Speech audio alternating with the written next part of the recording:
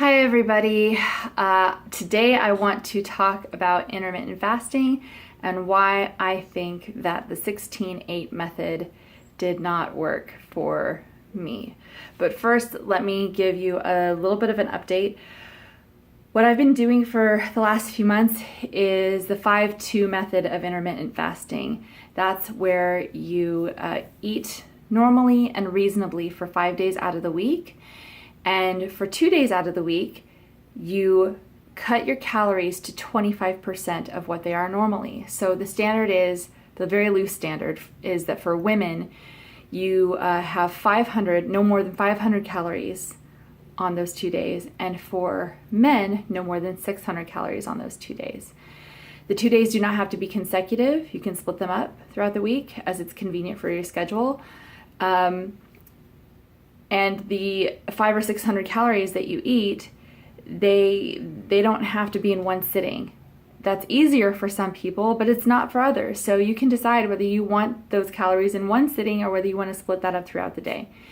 So that's it. That's all 5-2 is. And that worked for me. I lost 10 pounds. My husband lost 20 pounds. My brother lost 10 pounds. I mean, it's been incredible. But I hit a plateau. I stalled out for like a month. So it was so frustrating. I'm like, but I'm still doing this method. It should still continue to work. But no, I stalled out at 27.2% body fat.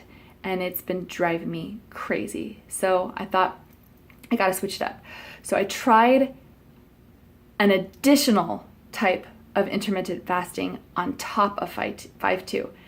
So that was 16-8. I tried that, and that means that for 16 hours of each day, you don't eat anything. And you can ingest liquids, but they have to be 0-calorie liquids. So of course, water, and water's the best for you. It's very healthy, but you can drink tea with no added creamers or sugars. And you can drink coffee with no added creamers or sugars. And tea for me really helps stave off that hunger, by the way. That part's really great. And it helps my husband too. So anyhow, I tried that to see whether that worked for me. And I tried it for about 3 weeks. I thought that was a good solid go, a really good try. And I haven't been posting about it because I wanted to see whether it worked. And for me, it didn't work. And how do I know that? I know because my plateau at 27.2% body fat percentage, it actually increased. My body fat percentage increased over those 3 weeks. I was at 27.2 and then I went up to 27.4 and then I went up to 27.6 and then I went up to 27.7 and I was like, oh my God, I couldn't even believe it. Like, stop the train. It was terrible. So I have decided to not do that anymore. And why didn't it work for me? Well, it's a good question. I'm not saying that doesn't work for other people. It obviously does. If you just look around YouTube for a minute, you can see plenty of people where the 16-8 method of intermittent fasting has worked. And by the way, when I say 16-8, it was at least 16 hours that I would fast, because there are different methods. You can go 16 hours without eating, or 18 or 20 or sometimes even 24, and then like you eat for 20 minutes and you start over again. Every day I was doing at least 16 hours, okay? And I don't eat a bunch of vegan crap. I eat a little bit of vegan crap, and that's a problem, and I get that. But I figured, well, if this method really works well, I should be able to have a little bit of vegan crap. It's delicious. But no, it didn't work for me. So, and I think the reason it didn't work is because I don't count my macros.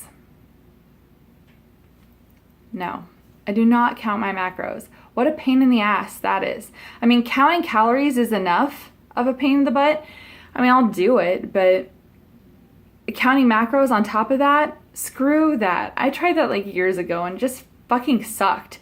So I didn't want to do that again. I wanted to see if 16-8 would be a practical way for me to lose weight without the impracticalities of counting macros. So hey, if you find counting macros to be awesome and convenient and practical for your life, that's fantastic and good for you. It is not practical for my life. It's not a way that I want to live my life. And I need to find something that works for me that is practical. So anyway, I'm dropping that. I'm dropping 16-8. Screw that. Like, no. And to be clear, I think it's really important to give your digestive system a break. Research shows that that is good for your body. So I think that it's actually a good idea to go 16 hours without eating. But am I going to freak out if I don't? No. I'm not going to completely freak out about it. I'm just going to try to be reasonable. That's all. But I do think it's good to give your digestive system a break. It's really healthy. So anyhow, what to do from here? Like, where do I go now? That was like a giant fail. So now what do I do? Well, I think what I'm going to do is I'm going to go back to eating more whole foods. Now, I try to adhere to a whole foods plant-based diet. I don't have a problem with the plant-based part. That I'm just going to do forever. It's no problem. I love it. It's healthy for you. It's better for the animals. It's better for the environment. Like, that's the way to go. It's the whole foods part that I have historically had a problem with. I don't know why. I have. But no more excuses. I'm not going to make excuses. I'm going to try just the whole foods for 30 days. And I'm going to be eating, I call it the Furman way, but I'll be probably adding more grains than he would typically recommend. So I'm going to be eating whole grains, veggies, of course, fruits, of course, legumes, nuts and seeds, but I'm not going to go crazy on that. I'm going to try to keep the fat content low, understanding that fat is important. You need a little bit, but you only need a little bit every day. You don't need a huge amount. But you need a little bit so that you can absorb those vitamins and minerals that are necessary. And you have some fat-soluble vitamins. I think they're D, A, K, and E, if I remember right. So you need fat in your diet, but you don't need a lot. You need a very little bit. And I'm gonna try that and see what happens. For 30 days, I'm not gonna add any additional oil at all. Any oils that I get are going to be coming from the food. They're gonna be coming from the nuts, or they're gonna be coming from the seeds. And that's what I'm going to do. If I want something sweet, I will add dates, or I will add molasses. I'm not gonna add agave. Agave is sugar. It doesn't have any nutritional value. So 30 days, starting today, and I will post my progress once the 30 days are over. And I'll let you know. We'll see. Hope it works. My goal is 20 percentage points body fat percentage, and so let's see if that happens. And my big goal is to have that happen by the end of the year. So hope it works. Anyway, please give this video a like and subscribe so that you can help me build this channel up. And if you want to see other things, if you really want to see body photos, oh God, the idea of that just makes me want to die. But if you really want to see it, just let me know. Leave a comment. If you want to see recipes, let me know, and I'll be happy to do that. All right, until then, ciao.